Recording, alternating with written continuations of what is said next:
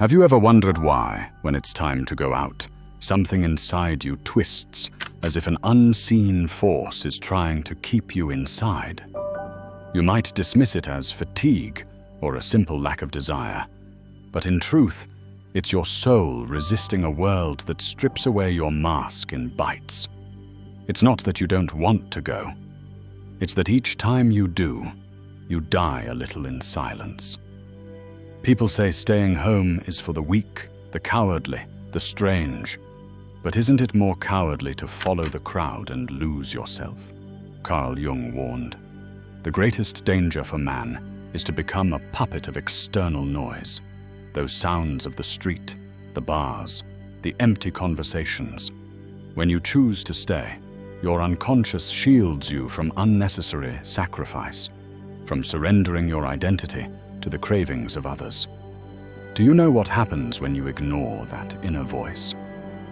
The unconscious exacts its toll. Disturbing dreams, anxiety, a sense of alienation from yourself. Jung called it the revenge of the shadow, that part of you that feeds on everything you pretend to be outwardly, and that when you return home, demands recognition. It returns it multiplied in the form of emptiness. It's not that you don't want to go out, it's that stepping outside brings you too close to your own abyss.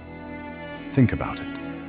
You walk down the street feeling like you belong nowhere. You're surrounded by people who smile, who seem to fit in. But you hear something different, an echo whispering that everything is a poorly staged play. And that's where fear takes hold.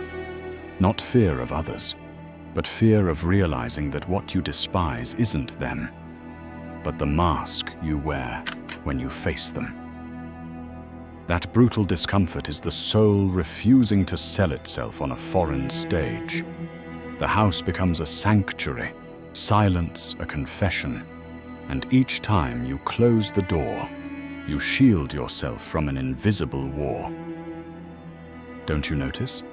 Outside, everything appears to be movement. But in truth, it's just emptiness masked as noise. Jung said that those who do not understand their inner world project their hell onto the outside.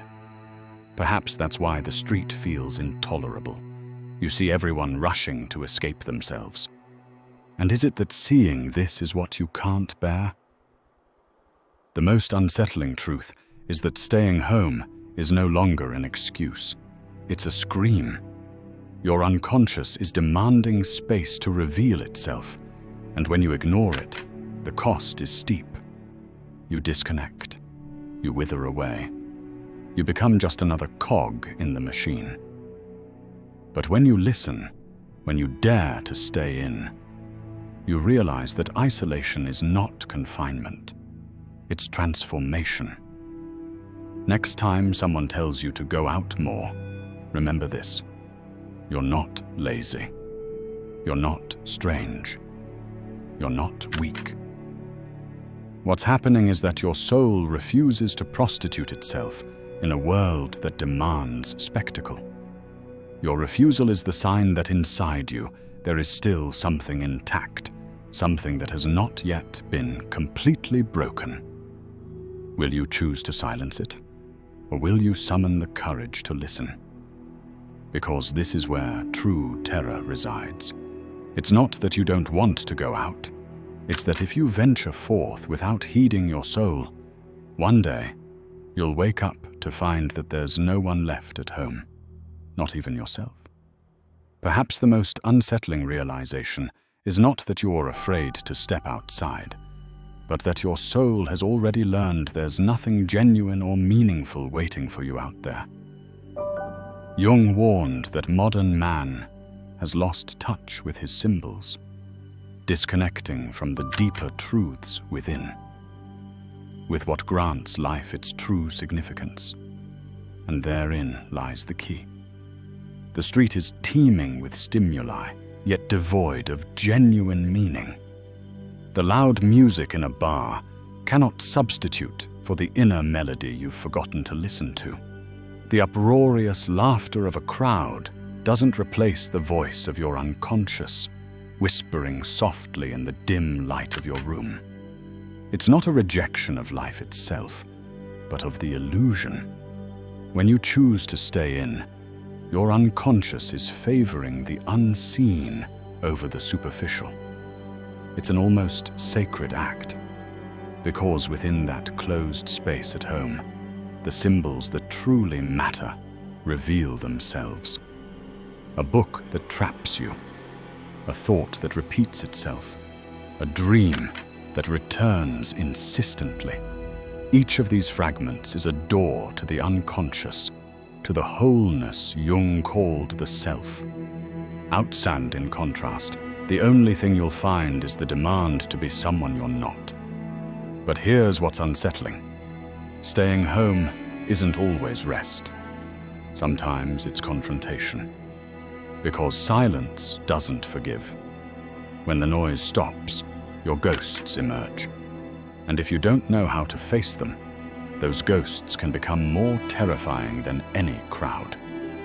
Jung warned that the shadow does not disappear just because you shut yourself in.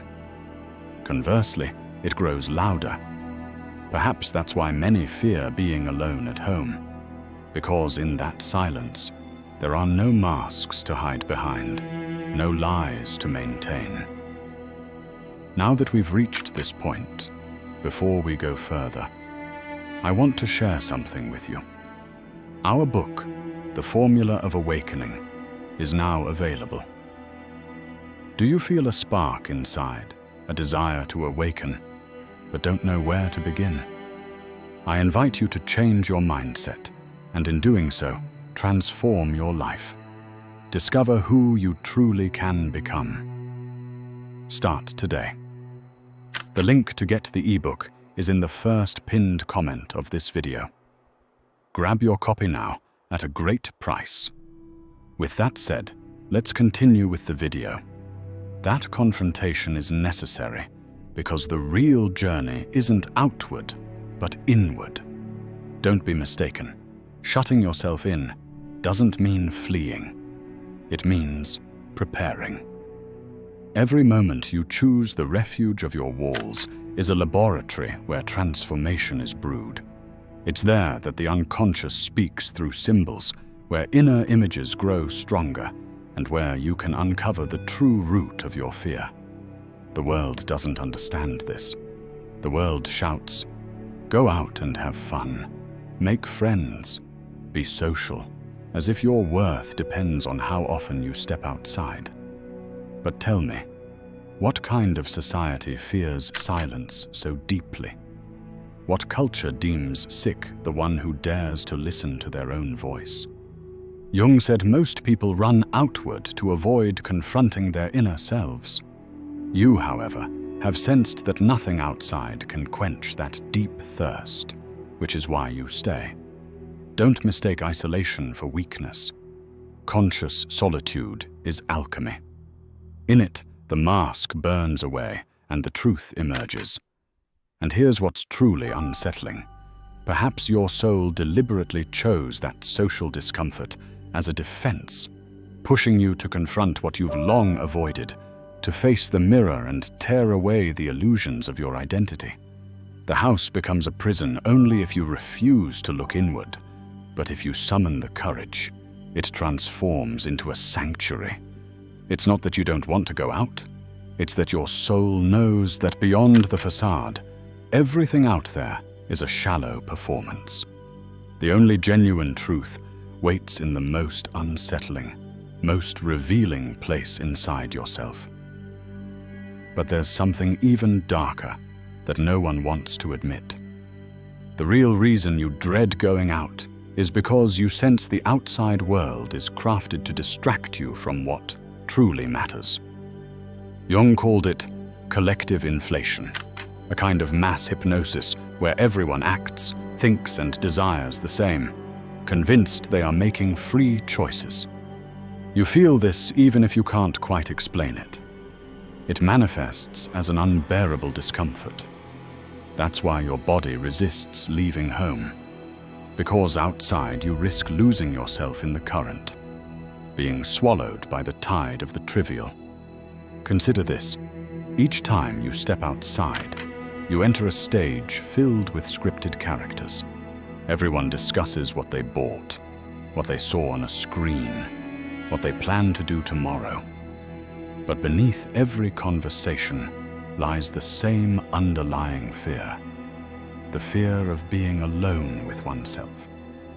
That's why they encourage you to go out. Your presence gives them an excuse to avoid confronting their own silence. And you can see it. You realize you are not truly free, that you are part of an absurd dance where no one questions why they move. That feeling is not paranoia, it is perception. Modern society elevates the external and dismisses the internal. They praise you for being busy, for running around, for producing, for appearing in photos. Yet if you choose to stay with your thoughts, they see you as strange.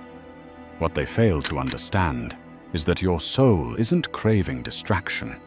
It seeks depth, and true depth isn't found in brightly lit streets.